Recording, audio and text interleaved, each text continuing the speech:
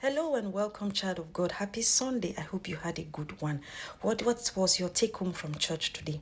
For me, I was just meditating on the story of Job's wife. And it came to my mind that most times when we read that story, we tend to condemn Job's wife for the way she reacted, for the things that she said. But if you look at it critically, you would understand that this woman, she was frustrated. She was totally devastated. She was depressed. Imagine losing all that you have in a single day. She lost all her children. Yes, the children were for both Job and herself, but she is the one who bore the pregnancies, 7 good pregnancies for 9 months, and not even one child was left as a consolation for her. Every one of them was destroyed.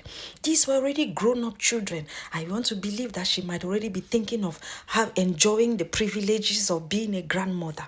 Not just that, all her riches, everything that made her Job's wife, that made her a respectable woman in society, they lost everything.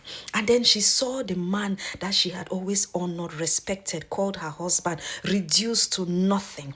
Not just because all his riches were gone, he had lost his children, but even his health was now affected. He had sores all over his body and he rent his clothes. He was rubbing himself in ashes, rolling on the floor, crying to God and all of that.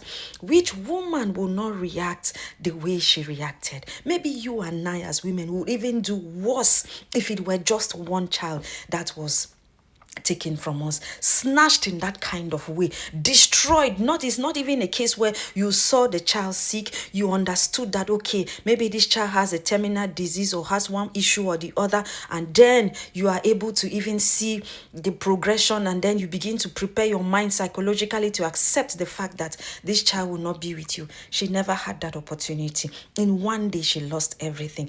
And that is why I want to believe that the human side of her came up and she told her husband, curse God and die. Not that God is a bad person. Not that she wanted her husband to completely forget about God. It was just, I believe, her way of expressing herself to say, how could God watch all of this happen to us? How could all this calamity befall us under God's watch?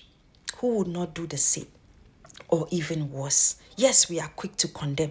Yes, we are quick to use her as a bad example.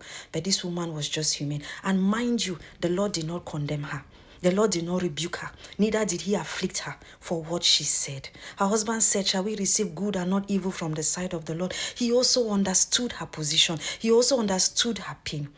And when restoration came, this same woman was there. God give you understanding. Shalom.